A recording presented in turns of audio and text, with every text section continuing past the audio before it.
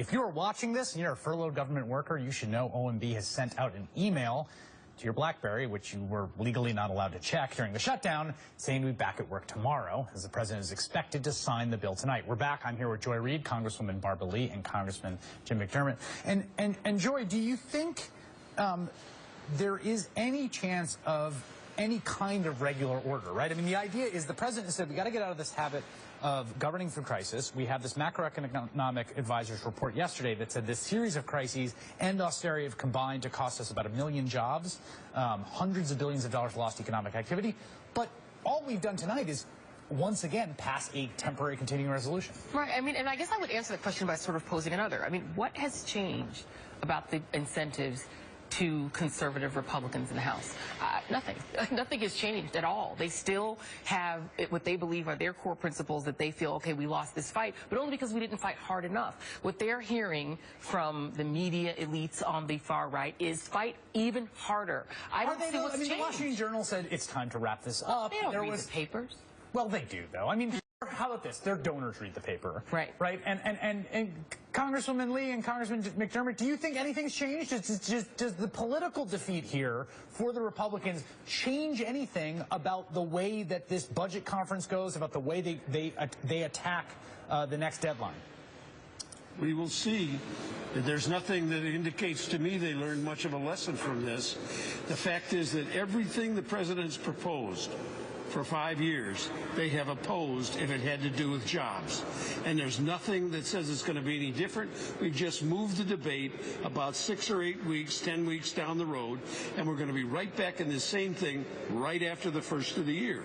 But one thing though, Jim, that has changed, and that is the public opinion and the people in our country really are beginning to see who these very radical right-wing extreme Republican Party members are. And I think the public is going to demand that we come back to some semblance of order. And I don't think the public wants to see this take place ever again. Here's the issue with that, is the public, there was a very high level of public attention to this shutdown because it was an extraordinary event. And I think there was a tremendous amount of widespread public disgust and frustration, and the polling shows that it was largely directed at the culprits, the Republican Party and the House Republicans in particular.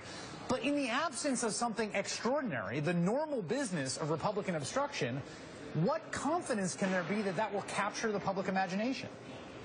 There is none. And the fact is that since we've had this debate on the continuing resolution, nobody is talking about the implementation of the Affordable Care Act. Right. Now, the right wing is already filing lawsuits against it all across the country. I have a pile of lawsuits 1.5 inches thick on my desk of places where they're trying to They have not given up the fight that they had, and nothing has changed. It's just what's on TV right now they respond to. It'll drop off the TV, and we'll see what happens.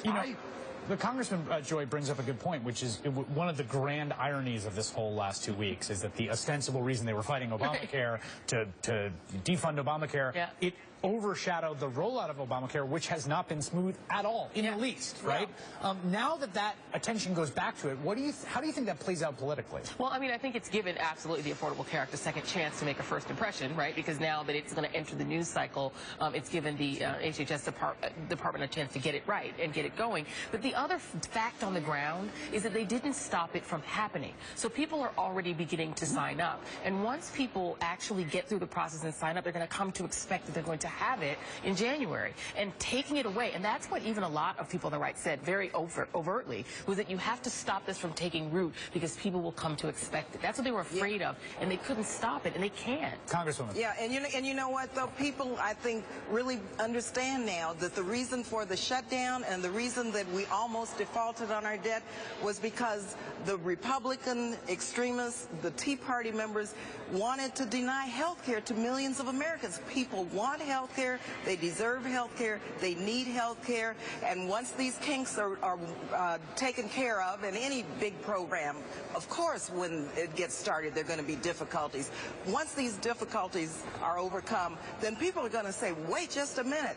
I could have been denied the health care that I have now. What in the world was this all about? And I do believe once this sets in and people start receiving the type of health care that they deserve, that they're going to begin to look at what has just happened and say this was just downright wrong. It was morally wrong, and it was economically wrong, and they're not going to allow this to happen anymore.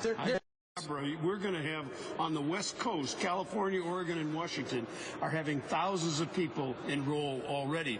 The rest of the country is going to start saying, why can't we have what they have in California and Washington?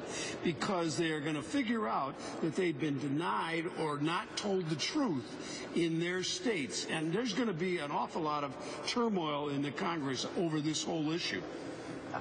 And Kentucky. Yes, Kentucky. Great rollout in Kentucky. Kentucky has had a very good rollout. Great rollout in Kentucky, and too. New York State has had a fairly successful one. In fact, some of the state-based exchanges have had more success than the federal one. And part of the issue, of course, is that the federal government ends up having to handle about 36 states, if I'm not mistaken, including Washington, D.C., which is more people are than they beginning, anticipated. Chris, to understand that it's the law of the land. The Supreme Court has upheld its constitutionality, and we need to move on. Yeah, but it's the law of the land, the Congresswoman, but I would respectfully say that if it doesn't work for people, that's not going to be much solace. I mean, I think that it really does matter tremendously to both the political fortunes of this president, the political fortunes of the Democratic Party, and the substantive good of the American people that this stuff gets figured out and starts working smoothly in the next few months. But I'm confident that this administration is going to make that happen, and those of us in Congress who want to see millions of Americans with health insurance will make sure that it happens. And I sit on the Ways and Means Committee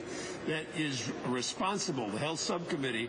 We haven't had a hearing in 2 months to fix anything about the Affordable Care Act because the Republicans don't want it to work. That is a fantastic point. MSNBC contributor Joy Reid, Congresswoman Barbara Lee, and Congressman Jim McDermott, thank you all for your time.